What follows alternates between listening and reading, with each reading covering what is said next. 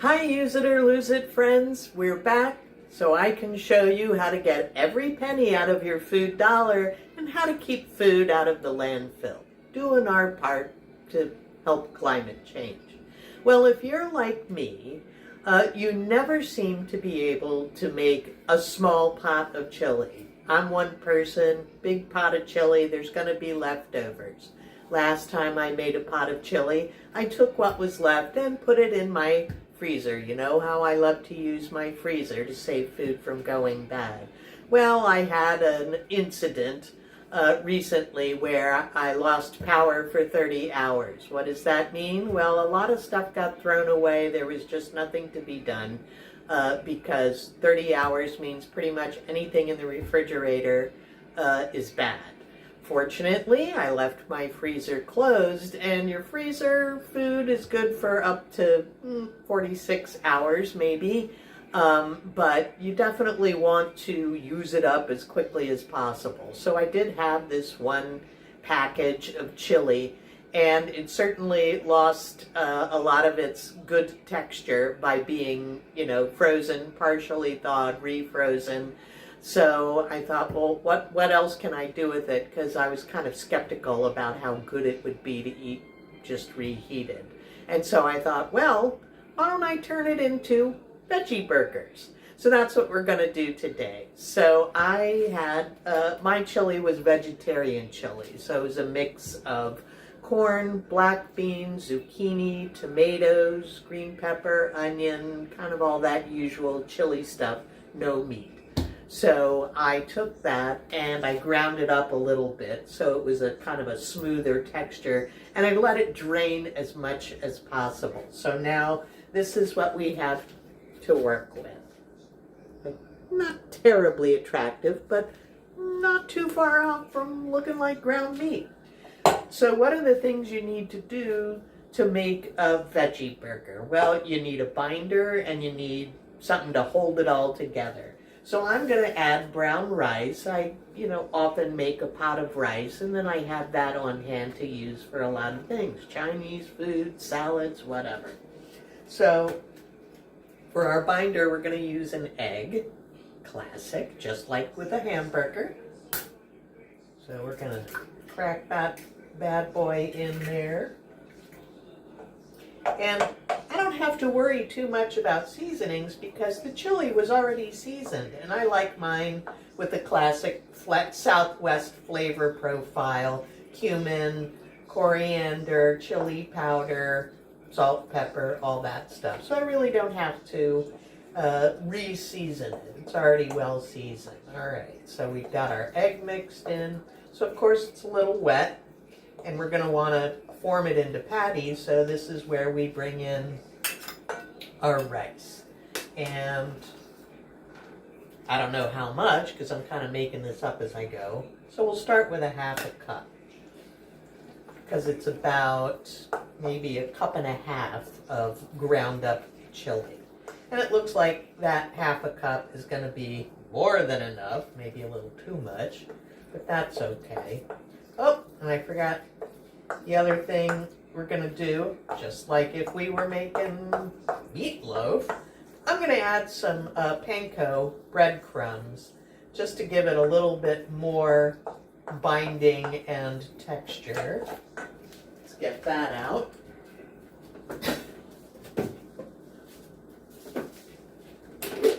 It'll also help soak up some of that extra wetness. It looks like about a quarter of a cup. See how that goes.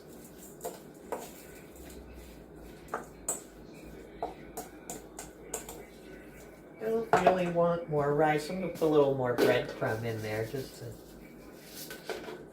soak up a little bit more of that juice. It was surprising how much liquid I drained out. After I ground this up, I put it in a sieve over a bowl and just let it drain. All right. Okay, that looks pretty good. And, it's still chunky. I just did a kind of a rough blend, so it wasn't completely smooth because we wanted to have a little texture. So now I'm going to form it into patties, and then I'm going to put them in the freezer for about 30 minutes so that when it goes in the pan, it holds its shape. I think that's going to make a big difference, because otherwise, if I just put it in there, it's going to fall apart because it's crumbly. So we're going to do that. So get these things out of the way. So I have a little pan prepared with waxed paper, so it'll be easy to get those burger patties off of there. I'm just going to use my hands to make my patties. Yeah, it's pretty wet, so I think this is an important step.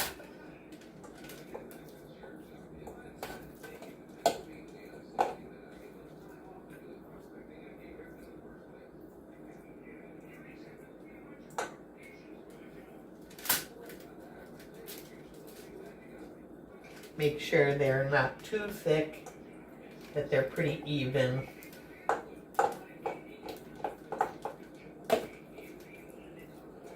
It's probably about a half a cup of stuff per patty, I would say. Maybe a little more. That's kind of small.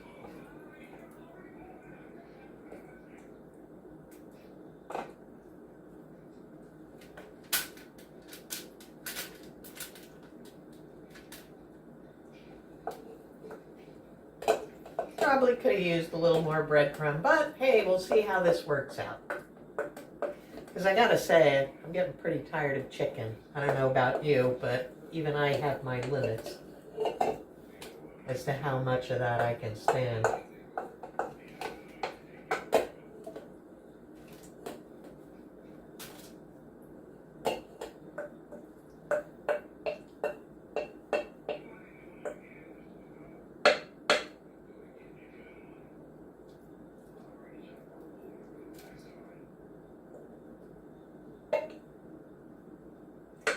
Okay, and that's it. So we're going to put this into the freezer, and I'll be back. Wash my hands. Once I take those patties out of the freezer, so we can see how they cook up. So once I dry my hands, I'll be back in about a half an hour. So see you then. Okay, I'm back. Well, it's been 30 minutes, 35 minutes if you want me to be real. So I'm going to take those patties out of the freezer. I've got my pan heating up, and we'll see how it goes. I'm going to do one because I have a feeling these might do better if they're baked rather than fried. But of course, fried gives it more of that burgery kind of feel. So, well, we'll see what happens.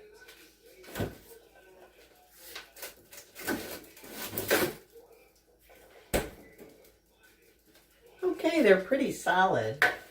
Boy, am I glad I put them on wax paper.